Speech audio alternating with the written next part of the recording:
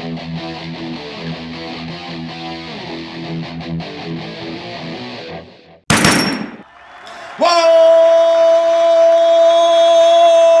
up, nerds and nerdettes? We the nerdlings all. It's your buddy Big Johnny G from Two Gun Pixie presents Legendary Gaming. How's everyone doing? This is another late drop like yesterday, though not as late.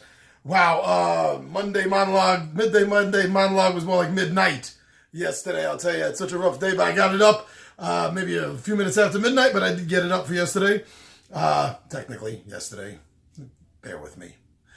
So this is going to be up late again today as well, but hopefully not being posted by or after midnight. So let's see how this runs today. So for today's Tabletop Takeout Tuesday, I like the alliteration in that.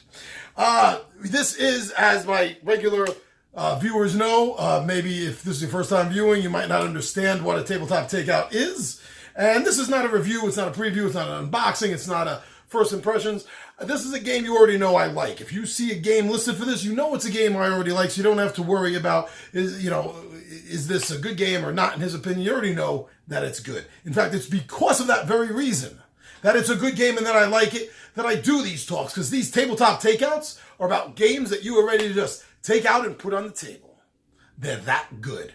All right, so today I got a game from Osprey Games that I want to talk about. It's been on my shelf for a couple of years now, and not only do I love playing this, but so far I've been very lucky that everyone I put this down in front of has also enjoyed the game. Now, this is a two-player game. It's not a game that can be played with two players or three or four or five. No.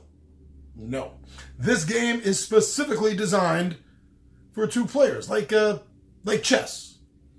In fact, it has a little bit in common with chess. Not a heck of a lot, but as far as deep strategy and in a sense, movement goes. And that's why I like this game. I like chess. I've never been very good at it, I have to admit. I know some of the regulars that watch my solo showdowns like, John, you don't seem to be very good at a lot of games. But it's a little bit chess-like. Now this game, Agamemnon. Did I not say that? Sorry about that. Agamemnon. Yes, and this is a game about Greek mythology. And I don't think there's enough games concerning Greek mythology on the market, honestly, right now. And this is definitely one of the better ones. Agamemnon. Let me show you the real box here. I probably already put it up in the edit, but this is a good game of Greek mythology. It's different. You're not looking at a dungeon crawl style game with Greek mythology monsters and heroes in it. Although that'd be kind of cool. No, I digress. No, what you're looking at here is a game of the gods, because that's what each of the two players in this game are doing. Is you are a god, an ancient Greek god. It doesn't matter technically which one, but I guess it would be what, Ares and wow, my Trojan War is already beginning to slip my mind. But you're gods and you're affecting fate. That's what you're doing. You're affecting the strings of fate itself in order to push the outcome of the mortal's war in your favor. And it's done in a very ingenious manner. The author here, Gunter Cornett, you did a damn good bang-up job here. I really appreciate the strategy work that was put into this game. Because in this game, the game board, I'm not going to pull it out of the box, it'll be up here in the edit. The game board is a series of string spaces with nodes in between them, connecting the string spaces. And the board itself tells you which chit tiles, I like saying that, which are the chit tiles or tokens that you're going to put down to cover it. Because there are three types. There's leadership, there's strength, and there's force. And they each have a different symbol, which is probably hopefully going to be up here in edit right now. And they correspond to exact spots on the board. But during the game, you and the other player are going to get chances to manipulate those strings, to alter them, to change them, all while trying to place your forces on those node spots, because that is how you're going to be claiming a string of A string of strings. That's no other way to put it. A collection of strings. How's that? And at the end of the game, whoever has the most strings between their nodes that they have taken possession of with their forces gets to claim that string, or at least that section of the string. And the player that has the most collections or sets or just plain out number of one type gets victory for it.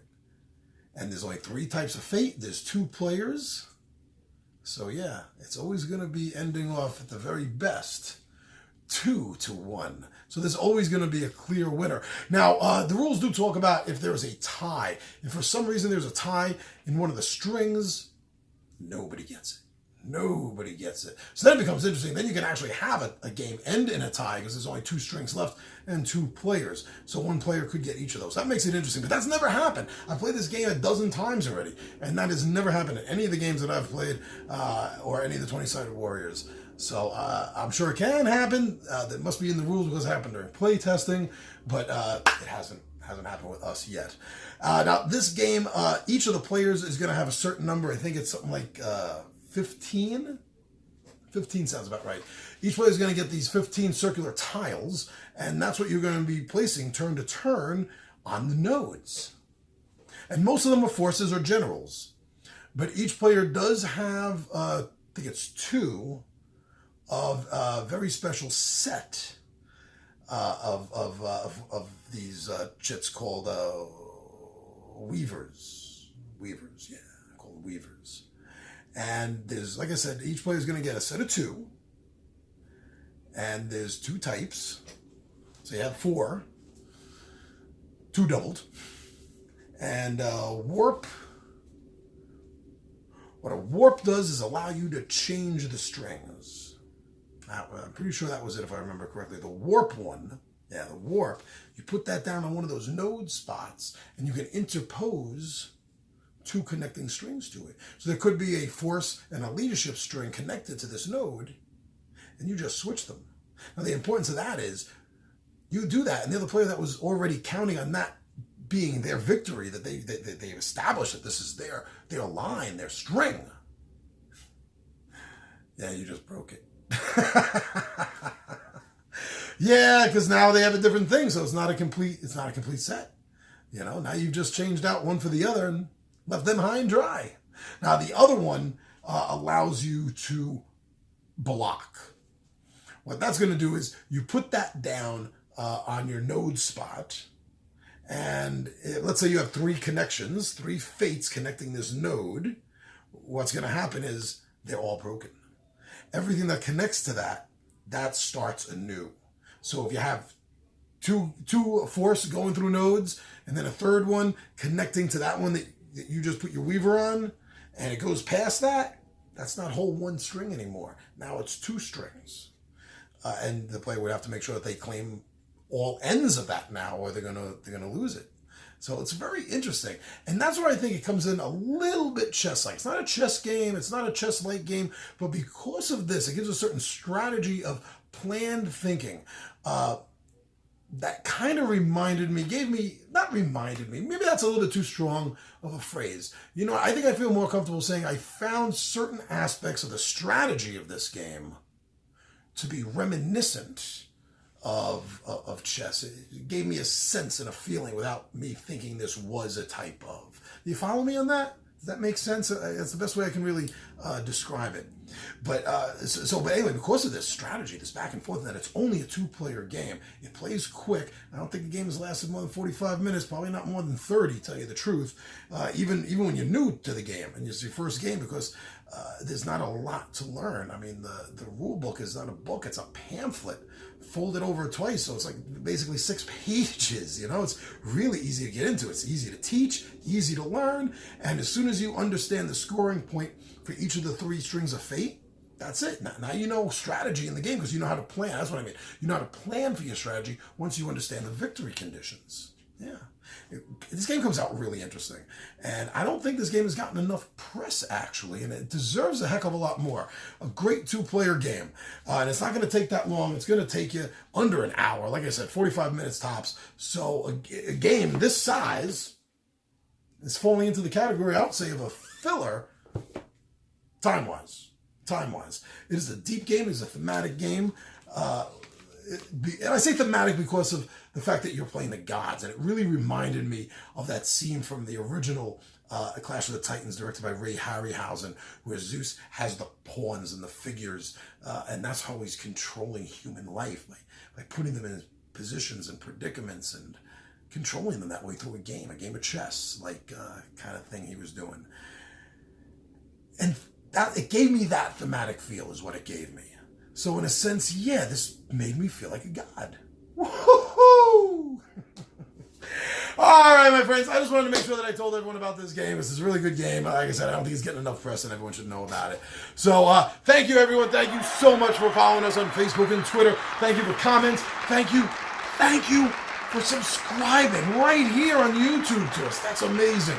We hope to keep you entertained and informed. I hope you enjoy the shows. And I'm your buddy, Big Johnny G, for Too Good Pixie presents Legendary Gaming. And my friends, I am out of here.